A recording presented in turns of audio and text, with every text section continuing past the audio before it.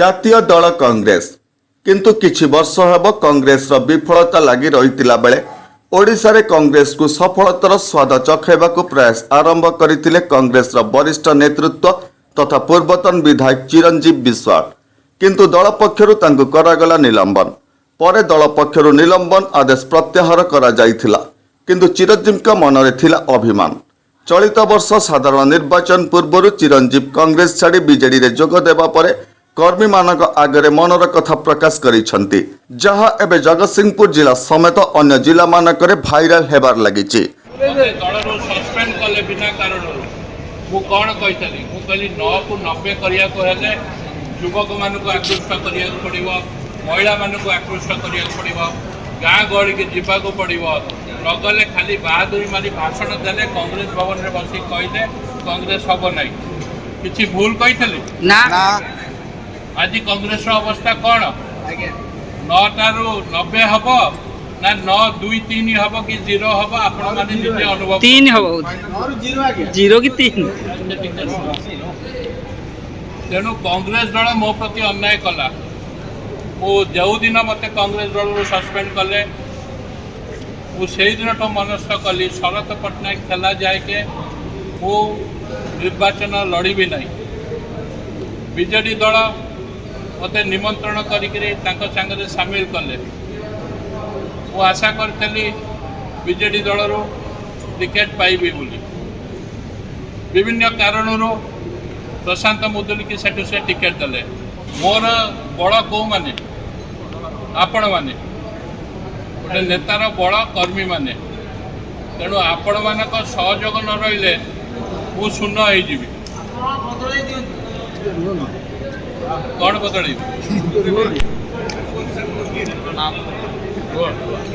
ଶୁଣନ୍ତୁ, ମୁଁ ଆପଣମାନଙ୍କୁ ଦୃଢ଼ ପ୍ରତିଶ୍ରୁତି ଦେଉଛି, ମୁଁ କଟକରେ ଠିଆ ହେବାର ସୁଯୋଗ ପାଇଥିଲି, କିନ୍ତୁ ଆପଣମାନଙ୍କୁ ନ ଛାଡ଼ିବା ପାଇଁ, ଆପଣମାନଙ୍କ ସାଙ୍ଗରେ ସଂପୃକ୍ତ ହେଇକି ରହିବା ପାଇଁ ମୁଁ ଜଗତସିଂହପୁରରେ ରହିଲି।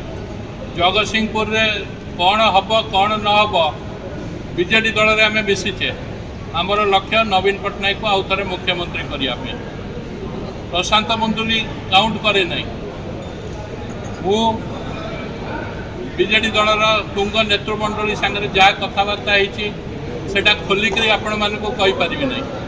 ମୁଁ ଆଗାମୀ ଦିନରେ ଆପଣମାନଙ୍କୁ ପ୍ରଭୁ ଜଗନ୍ନାଥଙ୍କ ନାଁ ନେଇ, ମା ଶାରଳାଙ୍କ ନାଁ ନେଇ ଶପଥ କରୁଛି, ଆପଣମାନଙ୍କ ଦାୟିତ୍ୱ ମୁଁ ନିଜେ ନେବି।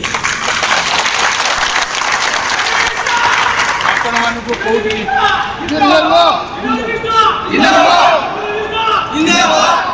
ଆପଣମାନଙ୍କୁ କୋଉଠିକି ଯିବାକୁ ପଡ଼ିବ ନାହିଁ। ମୁଁ ମାସକୁ 3-4 ଦିନ ଯାଇକି ଜଗତସିଂହପୁର ମୋ ସେଇ ଘରେ ବସିବି, ଆପଣମାନଙ୍କୁ ଡାକିବି। ଅଫିସରମାନଙ୍କ ପାଖରେ ଯାହା କାମ ମୋ ମାଧ୍ୟମରେ ଆପଣମାନଙ୍କର ହେବ।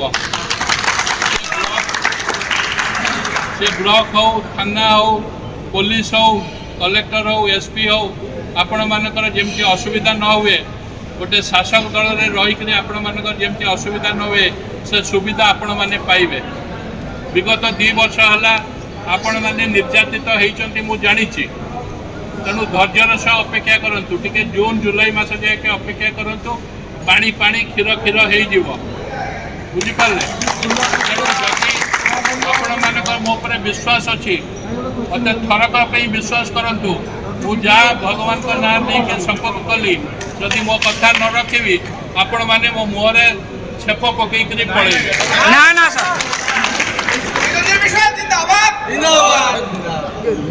ତେଣୁ ମୁଁ ଅଧିକା କିଛି କହିବାକୁ ପାଉନି।